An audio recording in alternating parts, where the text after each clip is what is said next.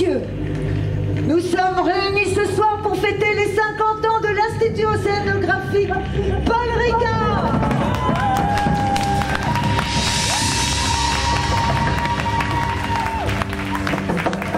Aux origines de la conscience écologique. Sous l'impulsion de Patricia Ricard.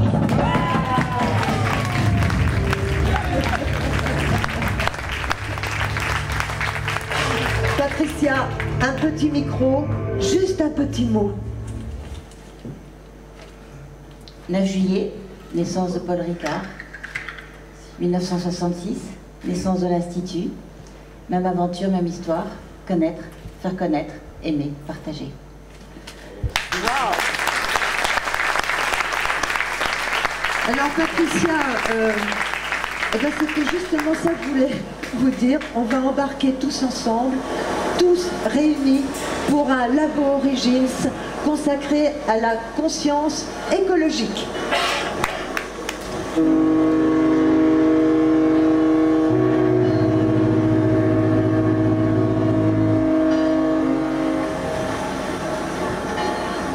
Dans les années 60, nous étions à l'heure où l'Occident faisait ses premiers pas sur la Lune, découvrait sa propre planète vue de l'espace et s'enthousiasmait du paradis que nous promettait l'ère industrielle.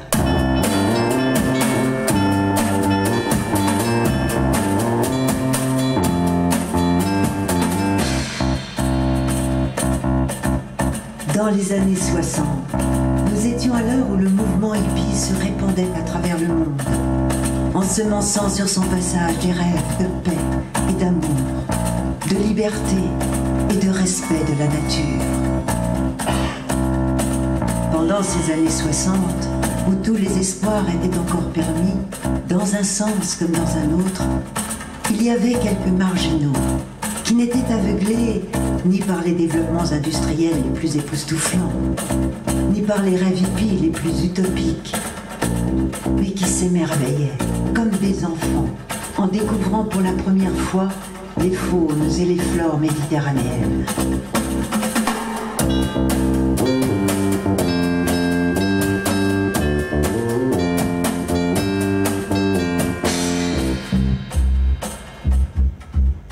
Et très vite, ces marginaux se sont aperçus que cette nature, qui avait tout inventé, même la beauté, était dramatiquement mise en danger par toutes les pollutions liées aux activités humaines.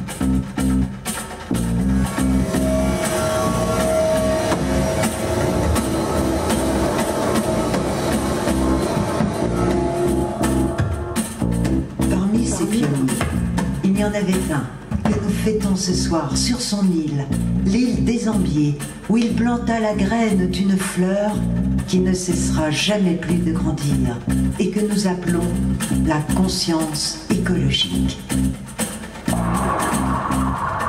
Alors un jour, j'étais à l'île des Ambiers avec Alain Bombard, et j'ai pour passion de faire un observatoire de la mer. Et voilà comment ça a commencé.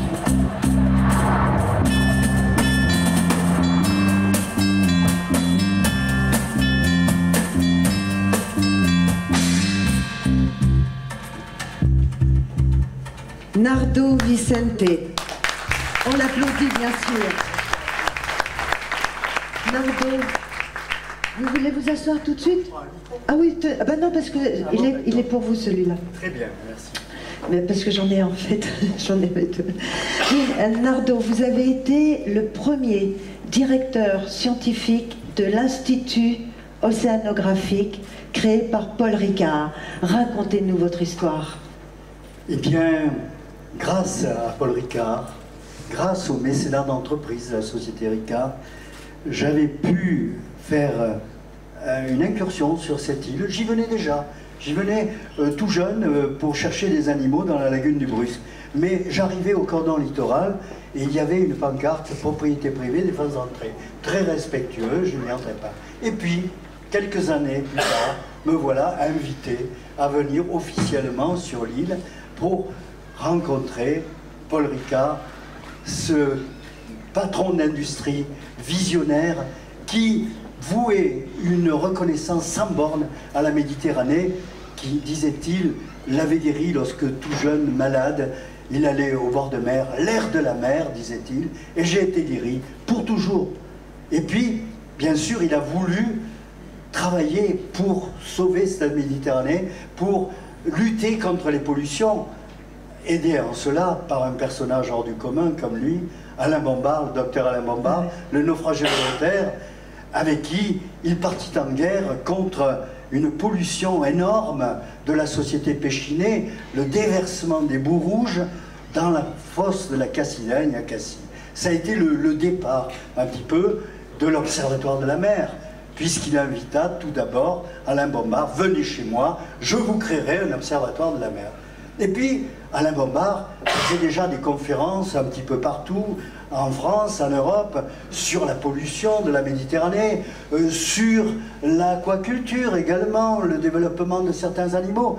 Mais il n'avait pas d'équipe autour de lui, il était simplement secondé par une secrétaire à mi-temps. Et c'est alors que Paul Ricard et son secrétaire général me demandèrent de former une équipe, me demandèrent si j'étais d'accord pour venir travailler sur l'île des Ambiers, sur le milieu qui nous entoure, disait-il.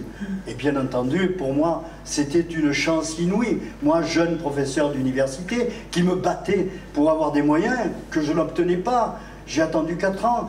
Et cette opportunité s'est manifestée, ce mécénat, qui m'a permis très vite, en 4 ans, de constituer une petite équipe. Ils sont encore là, la plupart. Hein, une petite équipe très efficace, avec des gens motivés. Et j'avais reconstitué en quelque sorte la chaîne alimentaire en milieu méditerranéen. Le premier travaillant sur ce qu'on appelle la production paraprimaire, la bactériologie, la microbiologie marine, qui démarrait alors, et dont il devint un véritable spécialiste. Il s'agit d'Yvan Martin. Puis le second, la production primaire, le phytoplancton, Patrick Lelon. Et enfin le troisième, qui utilisait toute cette production pour nourrir les coquillages, Alain Riva. Et puis celui qui n'est pas là aujourd'hui, mais qui fut notre coéquipier pendant une vingtaine d'années, qui lui travailla sur la production tertiaire, sur les poissons, tout en étudiant la pollution qui se manifestait sur ces animaux. Pollution qui était énorme en Méditerranée. On prévoyait la mort de la Méditerranée au début du XXe siècle. Et donc cette pollution provenait des rejets des communes littorales. C'était de véritables cloaques. Vous avez été voir de près. Nous sommes allés voir de près parce qu'il fallait le faire, alors que les politiques prétendaient que la Méditerranée était bleue, qu'elle était transparente, qu'elle n'était pas polluée, que les scientifiques racontaient des balivernes. Nous leur avions répondu, qu'à cela ne tienne, nous allons vous montrer ce qui se passe au fond.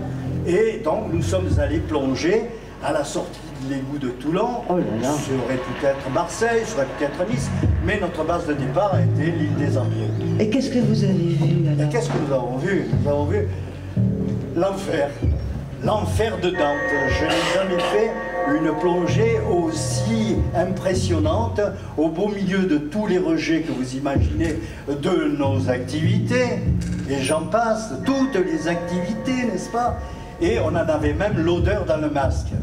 Donc, il fallait faire ce film-là. Nous ne disposions pas de matériel sophistiqué, pas comme aujourd'hui. Nos jeunes ont des combinaisons étanches.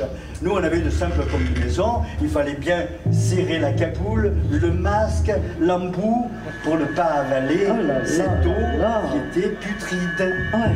Voilà, et donc nous avons fait des images avec notre merveilleux cinéaste toulonnais Christian Pétron, très connu par les images du Grand Bleu de Luc Besson, et nous avions fait des images impressionnantes, 30 minutes d'images chouettes, sur un commentaire bien adapté, et nous obtîmes le prix, la palme d'or du film scientifique à Rio de Janeiro, nul n'étant prophète en son pays.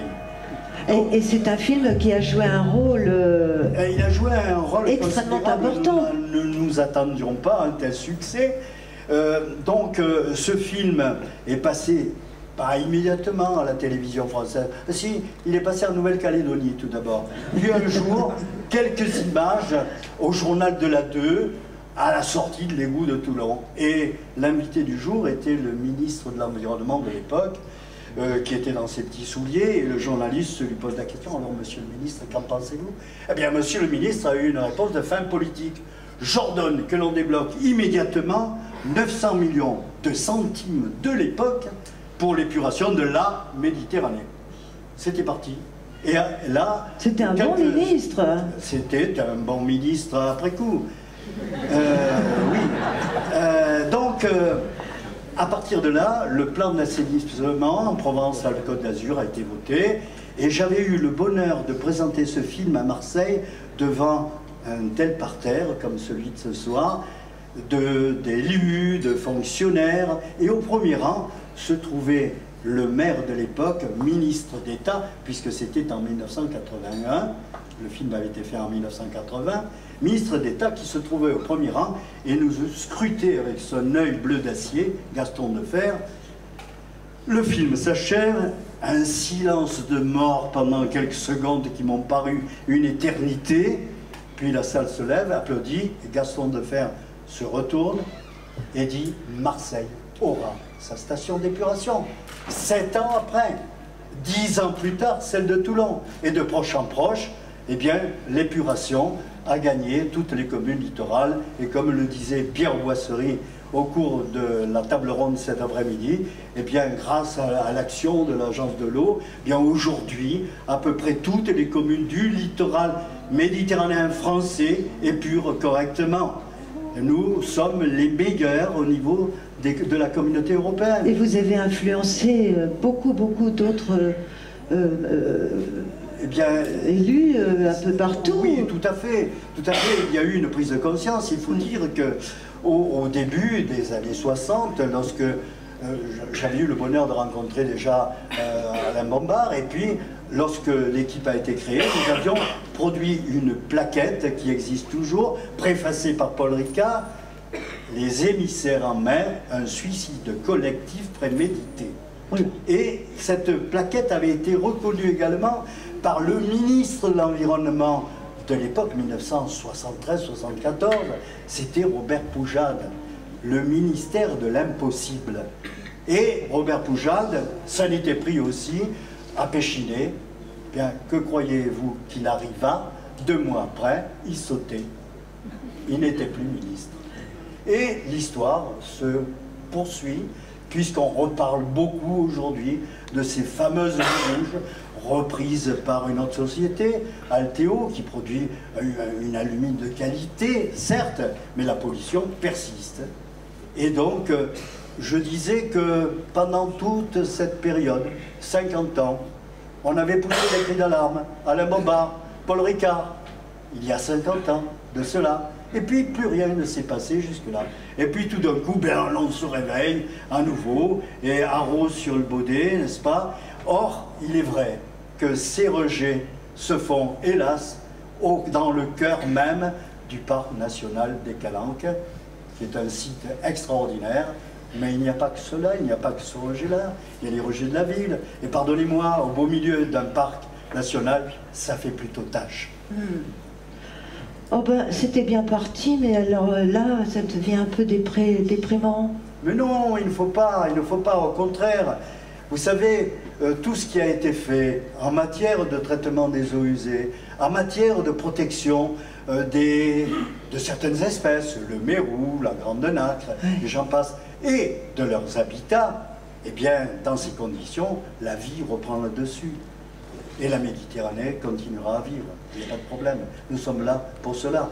Et la nouvelle équipe va œuvrer en ce sens. Merci Nardo Vicente, merci, on l'applaudit pour le rôle énorme que vous avez joué. Vous vous asseyez là, vous restez à on n'a pas fini de vous entendre. Bien entendu, on va encore vous écouter tout au long, mais là, il va se passer quelque chose.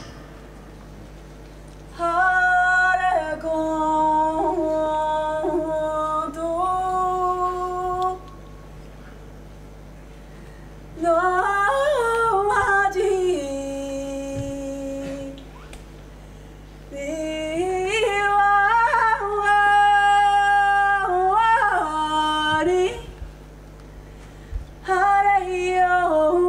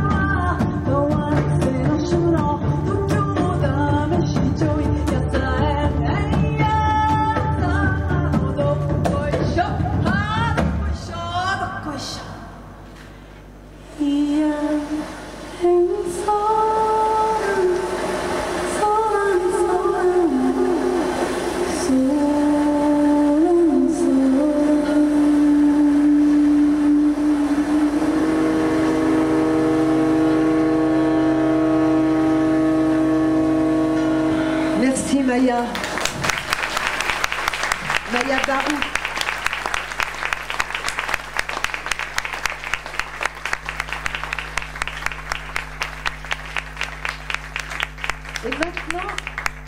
s'appelle Pierre Quay.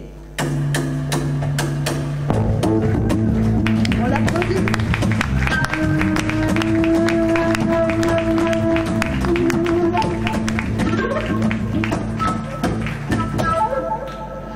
Pierre Quay, vous êtes philosophe. Et dans les labos Origines, on aime bien demander aux philosophes ce qu'ils pensent de ce qu'ils viennent d'entendre, d'écouter, comment ça peut nous remuer, nous, humains, qui avons des questionnements philosophiques sur la vie, sur le monde. Comment ça vous fait réagir, tout ce que vous avez entendu avec Nardo Vicente, cette magnifique musique aussi que nous a offert Maya Barou, tout cet ensemble, ça vous fait réagir comment? Je trouve que c'est un beau combat et le chant de Maya Barou nous rappelait certainement les choses les plus ctoniennes, les plus fondamentales de notre vie. Je tiens aussi à dire combien je suis ému d'être ici aujourd'hui aux Orbiers. La dernière fois que je suis venu, j'avais 7-8 ans. Et je me souviens qu'une personne un peu forte qui portait la barbe m'avait posé des questions très gentilles, très attentives. Et quand je suis revenu sur la navette, dans la navette du Brusque, ma maman m'a dit Pierre, c'était Alain Bomba. Alors sur le coup, je dois avouer que ça m'a passé un peu au-dessus, mais je me rends compte aujourd'hui que cette rencontre était pour moi exceptionnelle et appartient certainement à cette conscience que nous évoquons aujourd'hui. Vous avez évoqué, Marie-Odile, vous avez évoqué cette conquête spatiale qui exprimait, symbolisait les ambitions des années 60. C'est un puissant paradoxe, parce que on croyait découvrir, conquérir l'infini et au-delà.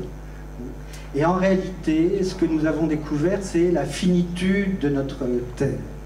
Alors ceux qui ont lu Tintin, ils sont nombreux dans cette salle, se souviennent très certainement du stroboscope du professeur Tournesol dans De la Terre à la Lune. L'album date de 1955, il est prophétique. Et l'on voit dans le stroboscope du professeur Tournesol une toute petite Terre que nos amis quittent. Et c'est ça la véritable découverte de la conquête spatiale. Aujourd'hui, la conquête spatiale a marqué le pas, mais en revanche, les sciences de l'environnement, les sciences de la Terre ont fait d'immenses progrès. Voilà pour le paradoxe.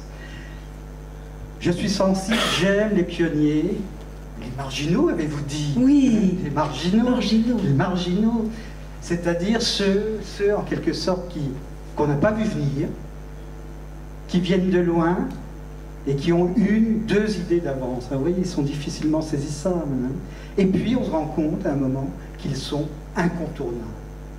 Et ce qu'il y a de plus frappant aussi, c'est que ces personnes qui ont de très fortes singularités et qui portent des projets très singuliers, eh bien réussissent à créer des liens d'amitié, Nardo, vous en êtes le témoignage, des liens d'amitié extrêmement forts, des communautés qui ne sont habitées par aucun autre intérêt que leur engagement. Et vous l'avez magnifiquement exprimé, je trouve ça magnifique.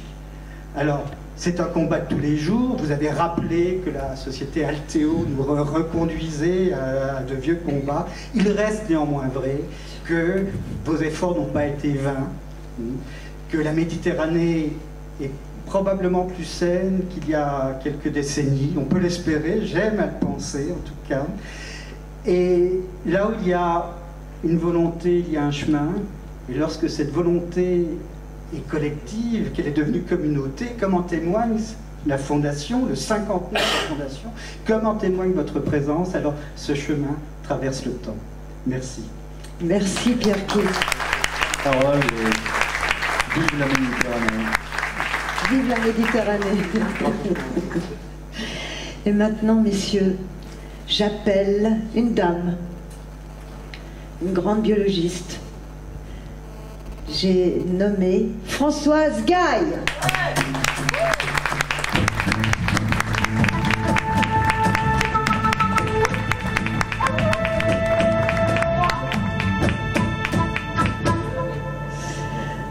Françoise Gaille, bien sûr, c'est la biologiste que nous allons interviewer ce soir, mais c'est plutôt l'aventurière que je voudrais voir s'exprimer. Parce que je voudrais rappeler que vous avez participé à la première mission scientifique à bord d'un comment on appelle ça, un sous-marin, un sous-marin, et vous êtes descendu à 2500 mètres en profondeur pour voir, observer des animaux absolument improbables qui n'existaient absolument pas ailleurs que dans cet endroit. Et c'était une aventure exceptionnelle et je voudrais que vous nous racontiez cette aventure, comment vous avez vécu ça, parce que vous étiez quand même la première à descendre avec un autre biologiste américain, à descendre dans ces profondeurs extrêmes. Comment j'en suis pas revenue. C'est vraiment la première des choses. Je pense que c'est de la chance d'avoir pu faire ça. C'était une mission qui était faite pour attirer l'attention sur le fait qu'il y a encore des choses à découvrir. Ça a été la plus grande découverte du XXe siècle, en fait, dans le domaine de l'océanographie. Ce sont les géologues qui l'ont trouvé. Venez un petit peu là, parce que là, on cache Nardo de ça. Et puis, vous vous adressez, Françoise, vous vous adressez au public. Moi, j'existe pas. Moi, je suis juste là pour vous susciter, mais c'est à eux que vous vous adressez. Et donc, il y avait une découverte qui était la suite de ce qu'on appelle tester la dérive des continents. Alors, tout le monde sait ce que ça veut dire maintenant, la tectonique des plaques, etc. Mais à ce moment-là, on n'y croyait pas. C'était des théories, encore des scientifiques. Et puis ces géologues qui étaient descendus avec des sous-marins, l'Alvin en l'occurrence, avaient trouvé évidemment la démonstration même que la théorie de la dérive des continents existait, que la tectonique des plaques, on pouvait la voir, un peu comme Nardo a fait pour les égouts au large de Marseille. Et le fait est que les biologistes au départ ne le croyaient pas. Parce que les géologues, vous savez, c'est pas des biologistes, et donc ils savent pas forcément ce que ça veut dire le vivant. Et donc ils disaient qu'il y avait des moules qui restaient, qui faisaient 40 cm de large, qu'il y avait des vers qui faisaient beaucoup plus. Donc on ne les croyait pas parce qu'on pensait avoir tout compris. Et finalement, cette campagne océanographique a permis d'aller voir sur place qu'est-ce qui se passait. Ce qui s'est passé, c'est que d'abord, il fallait monter dans un sous-marin, ce qui n'est pas banal quand même pour un scientifique qui est habitué à plonger avec son corps naturel, etc. Et puis, il fallait descendre pendant 2 heures pour arriver au fond. On ne voyait rien, c'était une nuit noire. Et puis tout d'un coup, on voyait des animaux, mais qui dépassaient même l'entendement. D'abord parce qu'on avait l'impression que tout était dans un espace totalement différent de celui qu'on connaissait sur Terre. Alors, Françoise, donc, vous descendez, déjà rien que ce moment-là, vous êtes dans le noir absolu. Oui, quand il n'y a pas de phare, vous économisez les batteries. Donc le sous-marin a des batteries qui permettront sans doute d'avoir une lumière au fond, mais au départ, ça déborde de lumière puisqu'on est dans les pays juste tropicaux où vraiment la lumière est formidable. Et pendant pratiquement 100 mètres, 200 mètres, on a encore l'impression qu'il y a de la lumière qui disparaît tout d'un coup, et après, le noir absolu. Mais quand je dis le noir absolu, c'est le noir total. Et ensuite, au bout d'un certain temps, ce noir scintille. On voit comme ça, comme des étoiles en fait. Et puis, on s'aperçoit que, quand on est biologiste, oui, qu'il y a de la fluorescence, que vraiment, peut-être, ça doit être des formes de vie qui sont là, en train de scintiller. Et puis, on continue à descendre. Et là, on se dit, mais jusqu'à quand je vais descendre? Ah ouais. Ça paraît très très long. Parce que c'est très long, parce que plus on descend... Vous avez des tout petits hublots, hein, c'est minuscule. Oui, c'est 15 cm, donc de toute façon, on a très peu de champ de vision, mais surtout, plus on descend et plus on a froid. On est parti, il fait 35 degrés, et quand on arrive au fond, il fait pratiquement 2 degrés. Et là déjà, on se dit, alors au fond, enfin on pense qu'on va arriver au fond, et puis c'est un petit peu comme ce que vous pouvez imaginer quand un vaisseau spatial va se poser en douceur. On arrive au fond, et là tout d'un coup... Et là tout d'un coup... La lumière.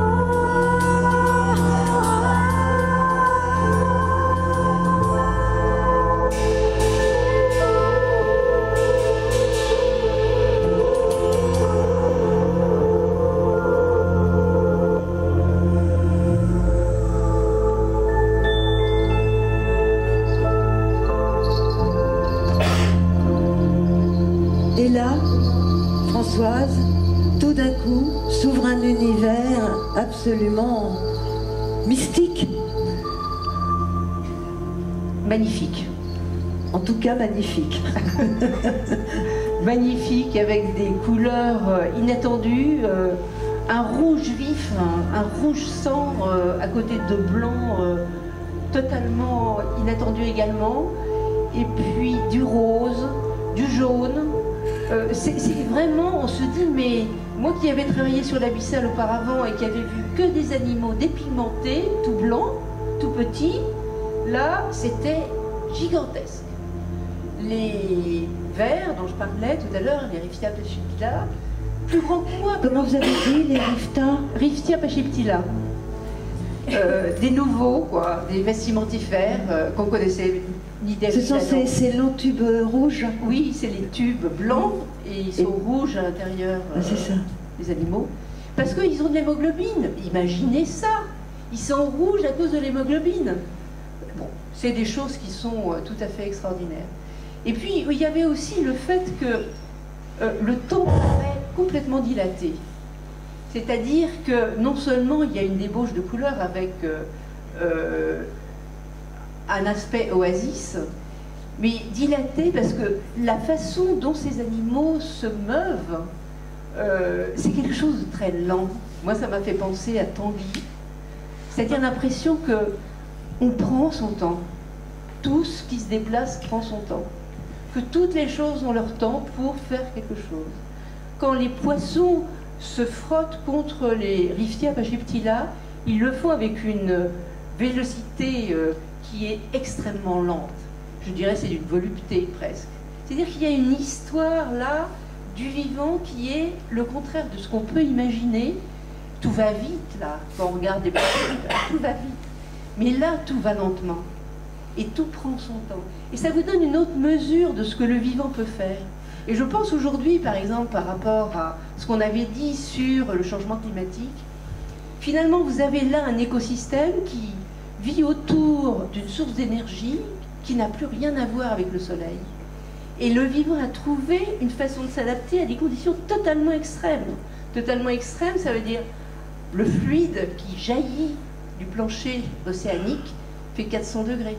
Ces animaux vivent dans des conditions qui sont une grande concentration de CO2, une anoxie pratiquement totale, une acidité radicale, et en même temps, ils se déploient avec toute l'énergie que le vivant est capable de faire. Ça veut dire que nous avons des possibilités avec le vivant de nous adapter à des conditions extrêmes.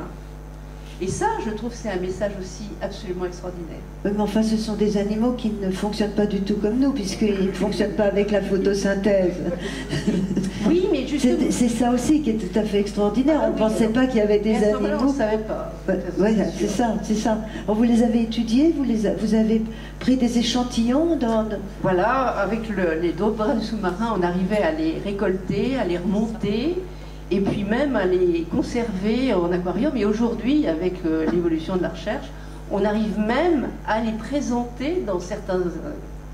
par exemple, à Brest, il y a à Océanopolis un certain nombre de ces espèces. Ah oui, Nardo, donc vous pouvez aller les voir. Vous allez faire... Vous allez faire un élevage de ces... Bien, si Françoise nous les fournit, très volontiers, elle redescendra les récolter.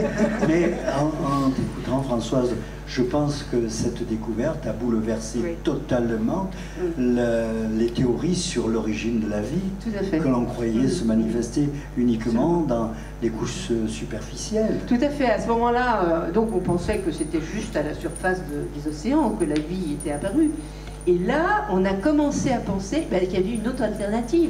Mais imaginez ça, une autre possibilité pour avoir l'apparition du vivant. Mais ça, c'est formidable.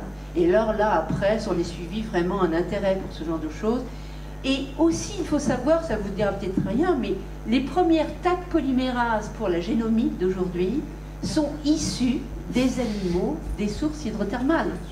Quand même, voilà. Incroyable. Les Taq polymérases.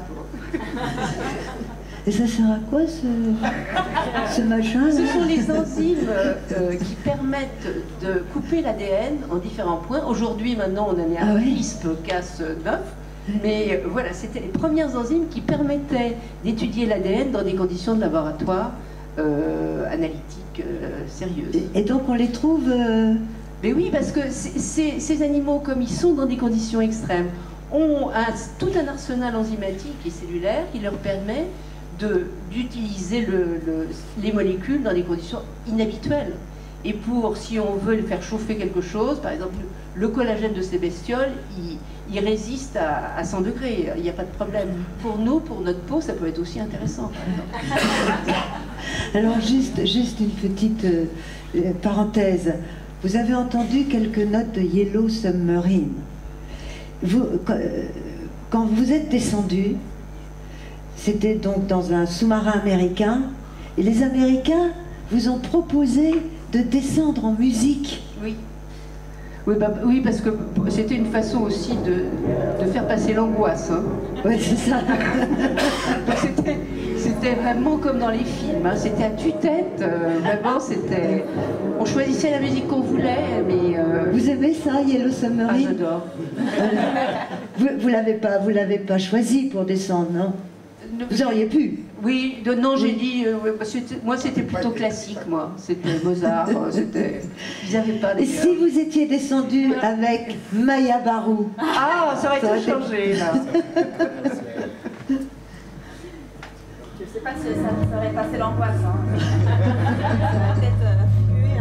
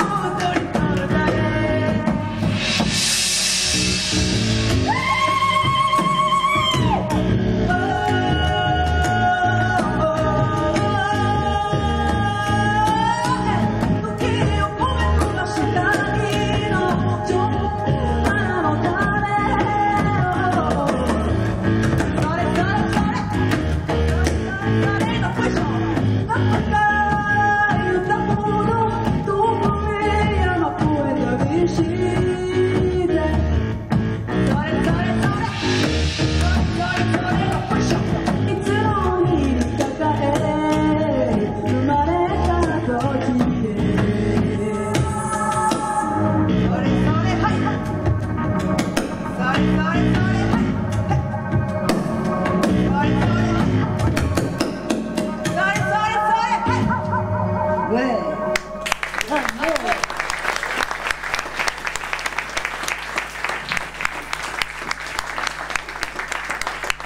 Pierre, quelle petite réaction philosophique.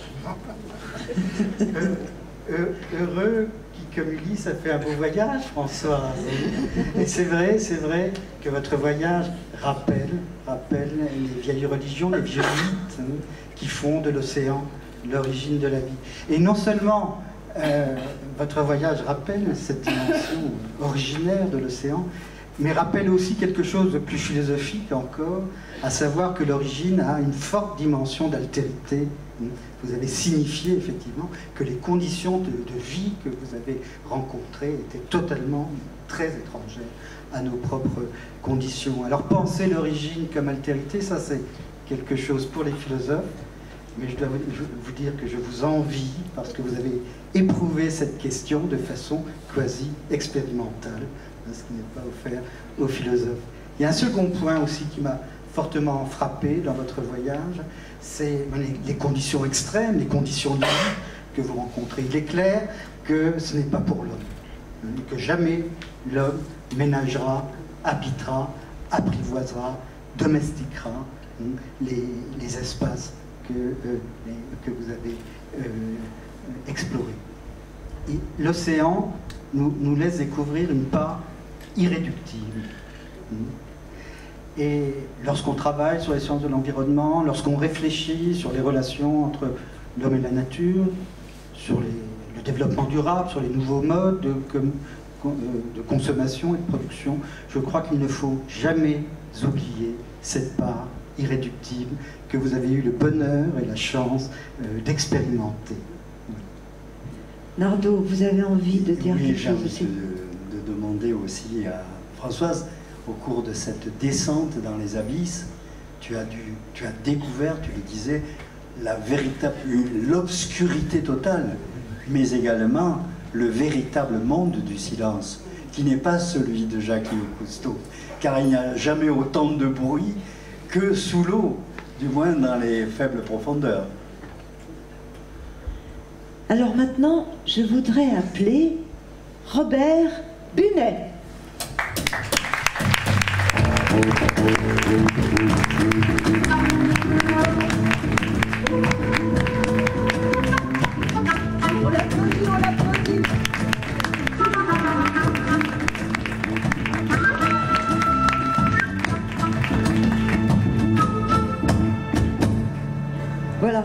Voilà Robert Bunet, dans quelle tenue êtes-vous là? Vous sortez de votre laboratoire? Oui, je sors d'une petite expérimentation là, non, les scientifiques c'est pas du tout ce qu'on croit en fait, hein. Vous voyez le scientifique a une blouse blanche avec des fioles, des pipettes, des choses comme ça, mais en fait le scientifique c'est une personne comme vous et moi, et cette personne-là elle a un regard éclairé sur le monde qui l'entoure et surtout sur la nature, donc c'est une personne qui va observer la nature. Et en fait, bien avant que l'homme n'utilise le feu, n'utilise les outils, la nature avait déjà inventé beaucoup de choses. Elle avait inventé l'architecture, elle avait inventé la climatisation, elle avait inventé le parachute, le vol, la nage, elle avait inventé également les panneaux photovoltaïques, donc des panneaux qui étaient bien plus perfectionnés que ceux qu'on utilise actuellement, que sont les feuilles des arbres, par exemple. Pendant 4 milliards d'années, la nature, l'évolution, a exploré des centaines de millions de solutions pour n'en retenir en fait que les meilleures. Donc pourquoi réfléchir à des solutions quand la nature nous propose ce qu'elle a de meilleur pour justement trouver des solutions aux problématiques de nos sociétés actuelles qui sont énergivores, polluantes, dans lesquelles nous produisons un tas de déchets dont nous ne savons que faire, alors que la nature elle-même, des déchets des autres, elle en fait une ressource vitale. Voilà. Et nous, cette observation du milieu, c'est ce que nous appelons le biomimétisme. Dans le biomimétisme, en fait, vous avez plusieurs niveaux. Je ne vais pas rentrer dans le détail, je ne vais pas vous embêter avec ça. Vous avez, pour vous faire comprendre, le premier niveau, c'est la forme. Je vais vous illustrer ce premier niveau par un exemple très concret. Le train TGV, en fait, le concurrent du TGV japonais, qui s'appelle le Shinkansen. Shinkansen. Il y a la japonaise là qui se réveille. Attention. Donc le fameux TGV japonais qui relie Tokyo à Ataka. Hakata.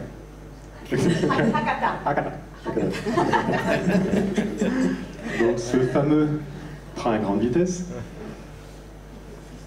passe par un nombre démesuré de tunnels. En fait, le Japon c'est très montagneux, donc il va devoir passer par des tunnels. Et à chaque fois qu'il passait dans un tunnel, il poussait l'air dans le tunnel, donc l'air se comprimait et créait une onde de choc qui faisait un vacarme incroyable. Donc les ingénieurs en fait se demandaient comment ils allaient faire. Et parmi les ingénieurs, il y avait heureusement un ornithologue. Et cet ornithologue-là s'est demandé, en fait, il a dormi sur ces problématiques, et il s'est demandé, en fait, comment faisait son oiseau préféré, le martin pêcheur, pour passer de l'air à l'eau, sans faire de remous dans l'eau et garder la même vitesse. Et en fait, il s'est dit, tiens, si je faisais la même chose avec ce train, si je lui donnais une forme de martin pêcheur. Et il lui a donné cette forme typique de ce train qui a une tête de martin pêcheur. Donc ça, c'est le biomimétisme, c'est le premier niveau du biomimétisme, c'est l'imitation de la forme. Donc la nature nous inspire et nous pouvons trouver à travers la nature des solutions qui peuvent régler nos problématiques actuelles. Vous l'avez pris le train, ce train-là, Naya? Bien sûr, oui. Et il roule vite et il est... Très vite, et c'est très silencieux. Faut peut-être parler dans le micro. Ça va très vite et c'est très silencieux. Ah oui?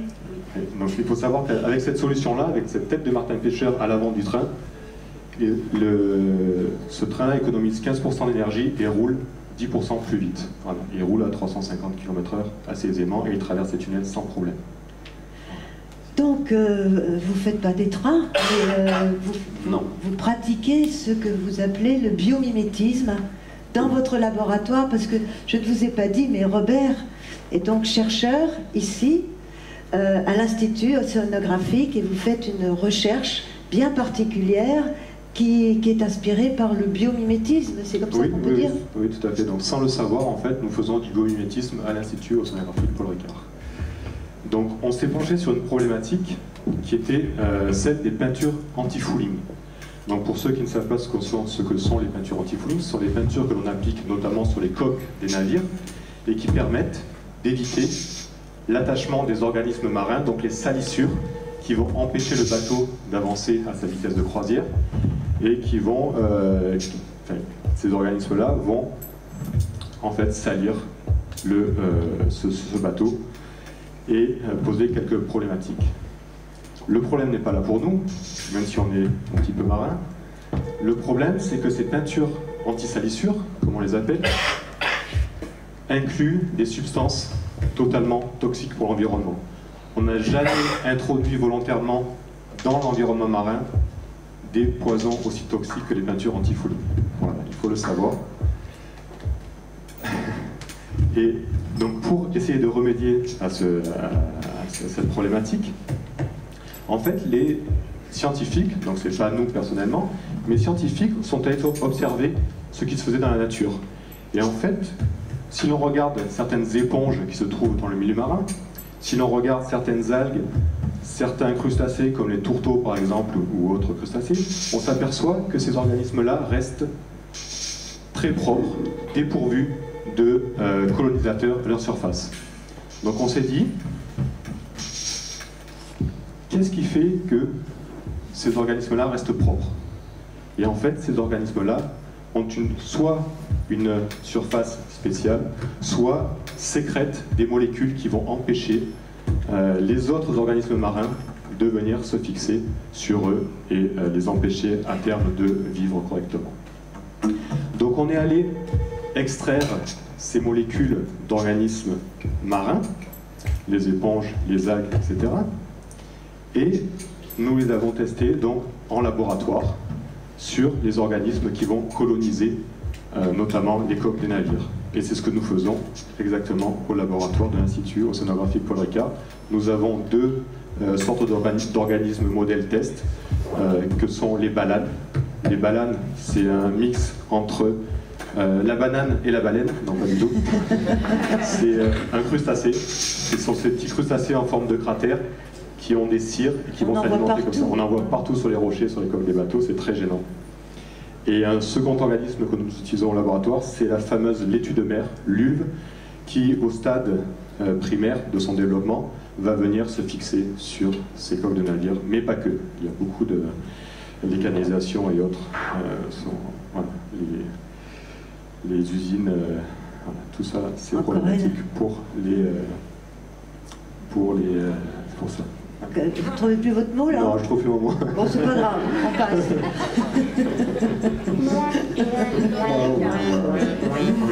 Bon, il y a l'heure du concert, tout le monde au concert.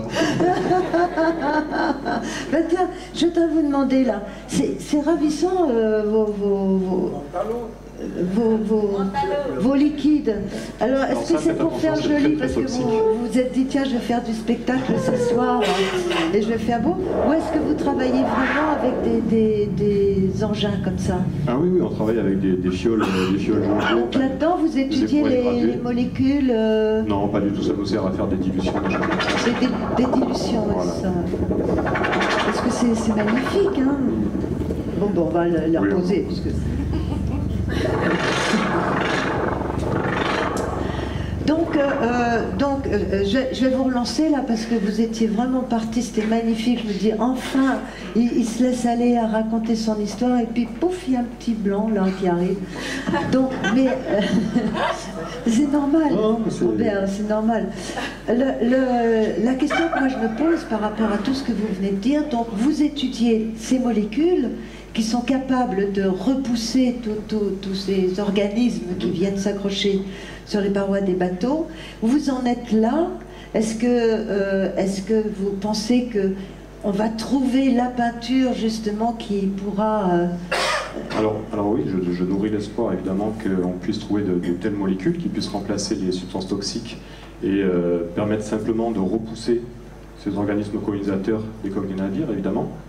Donc nous avons testé au laboratoire concrètement plusieurs types de molécules et une des molécules s'avérait prometteuse pour empêcher l'attachement donc, de ces organismes, des balanes notamment, mais pas de tous les organismes. Là, il faudrait tester un panel un peu plus important d'organismes et évidemment ce qu'on aimerait faire aussi c'est tester beaucoup plus de molécules parce que les laboratoires dans le monde entier possèdent dans leur frigo, dans leur congélateur un tas de molécules que nous pourrions tester au laboratoire.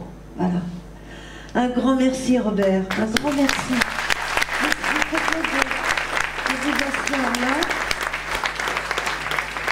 Je voudrais demander à Pierre de réagir.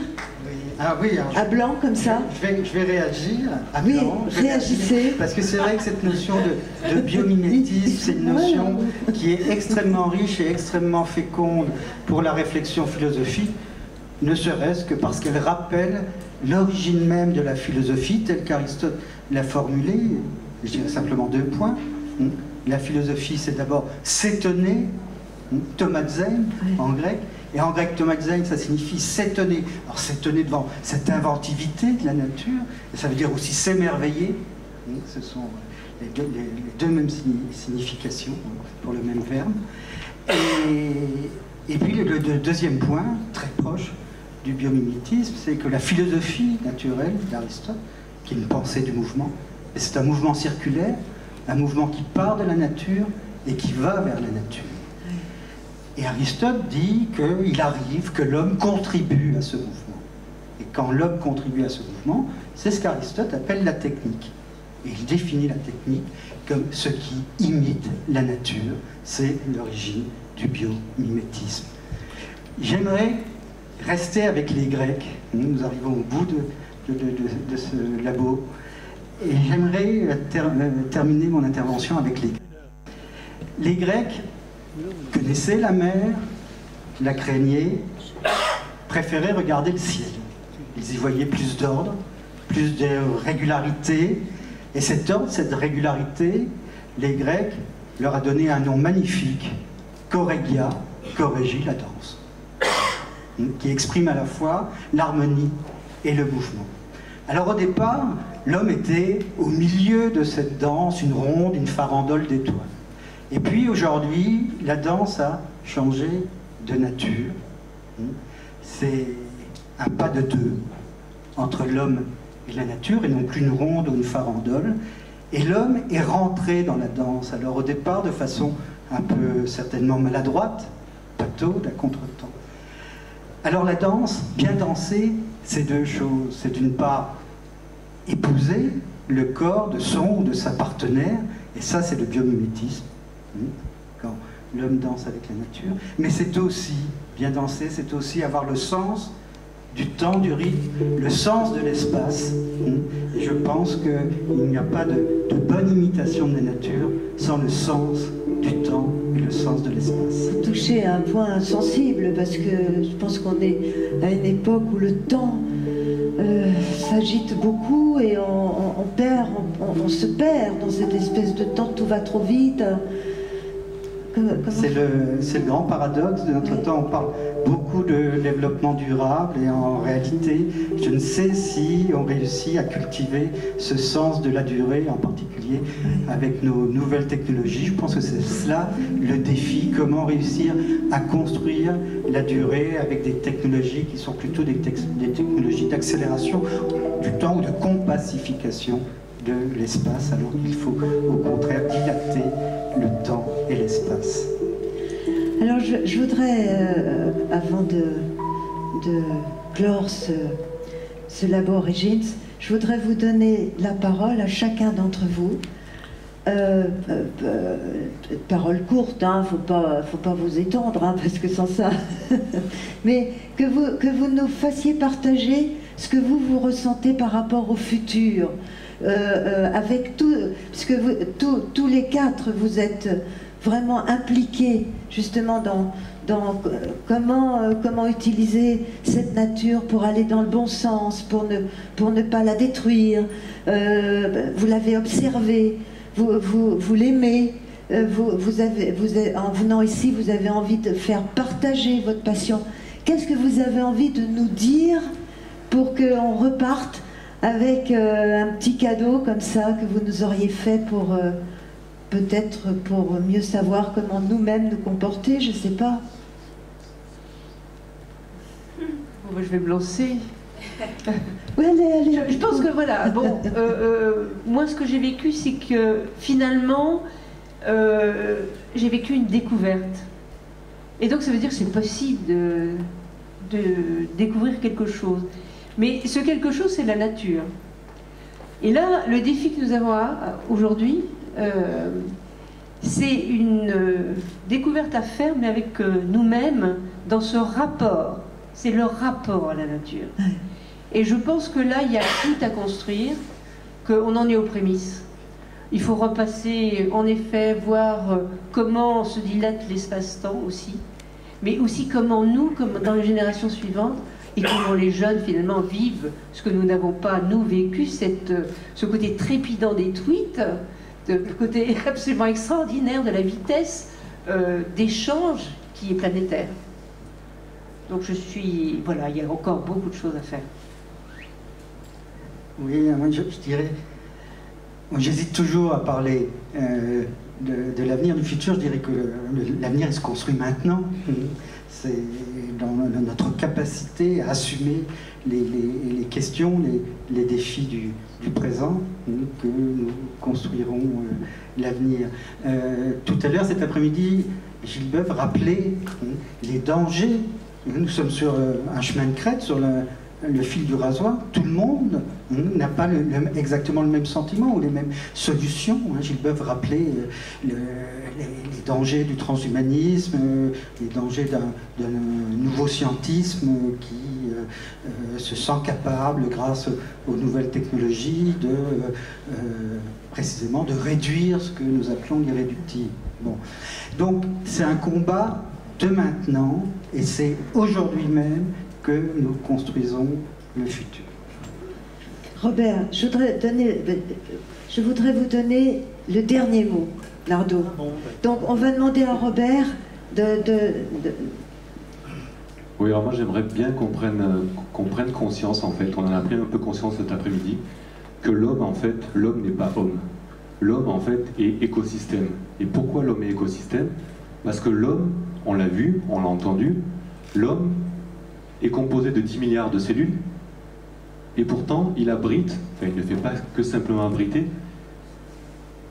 il a en lui, sur lui, 100 milliards de bactéries, 100 milliards de cellules. Donc l'homme est à 90% formé de bactéries. Et à l'heure où on parle d'identité génétique, par exemple, il faut savoir que l'homme n'est que 1%, l'ADN de l'homme ne représente que 1% de ce qu'il a sur lui, en lui. 99% de l'ADN des gènes qui composent un homme sont des gènes de bactéries. Donc ces bactéries-là, en fait, sont très utiles à l'homme, elles leur permettent de se nourrir correctement, elles leur permettent de ne pas être parasitées par d'autres organismes. Et donc ces bactéries, je ne sais plus où je veux en venir. Donc en fait l'homme, voilà, ces bactéries et cet homme, on peut appeler comme ça, est en fait un écosystème. La nature a choisi de faire vivre ensemble nos gènes, donc les gènes de l'homme entre guillemets, mais qui n'en est pas un, avec toute cette communauté bactérienne et d'autres organismes également. Et donc nous sommes vraiment un écosystème. Et étant un écosystème, nous devons respecter les autres écosystèmes et donc respecter en fait ce qui nous construit, donc la nature. Voilà. Merci Robert.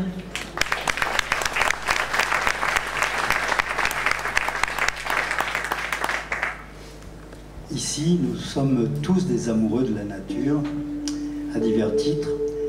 J'ai appris à aimer la nature passionnément depuis mon plus jeune âge.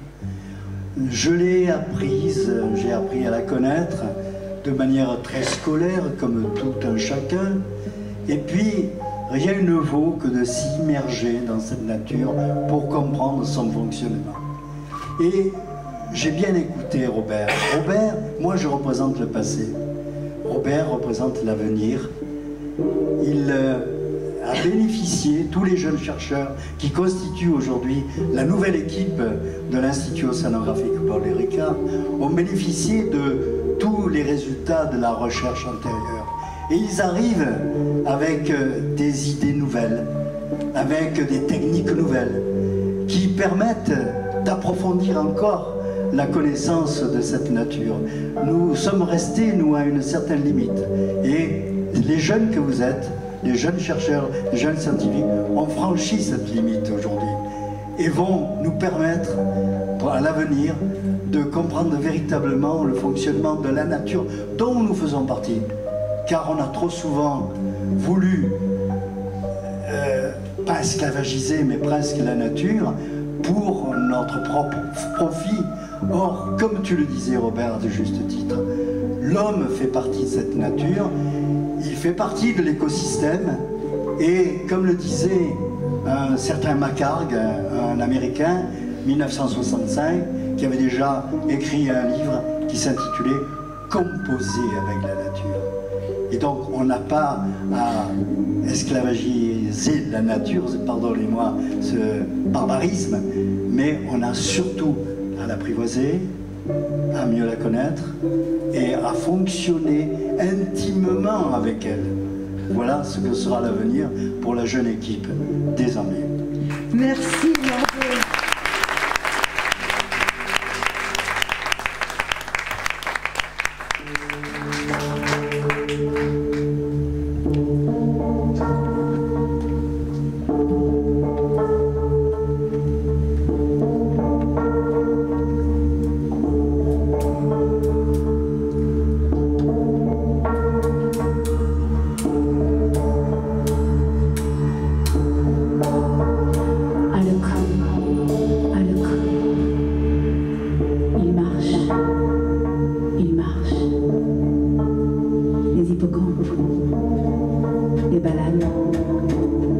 sang. Il marche. Des cellules. La mer. Les montagnes. La forêt. Les continents. Les glaciers. Il marche. La ville. Le temps. Il marche. Alcool.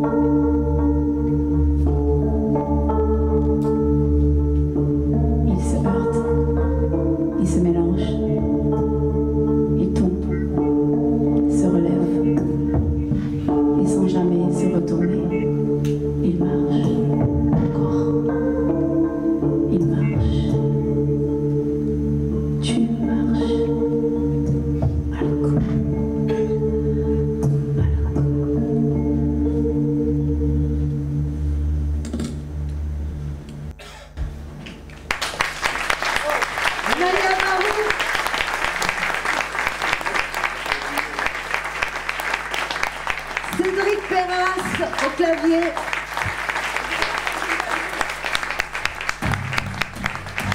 Silvano Michelina. Michelino. Excusez-moi.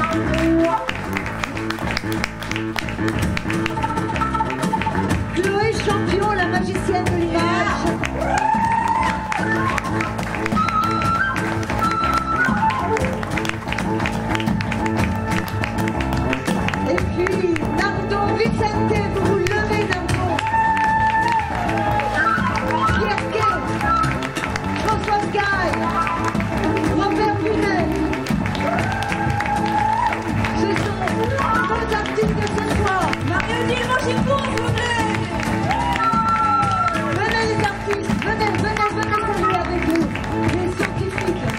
les encourager à se reconnaître comme étant de vrais magiciens aussi de la scène. Merci à vous, les scientifiques, vous avez fait un boulot. Comment vous avez vécu tout ça, cet événement Arrête avec tes questions. Oui, c'est vrai, c'est vrai. On salue.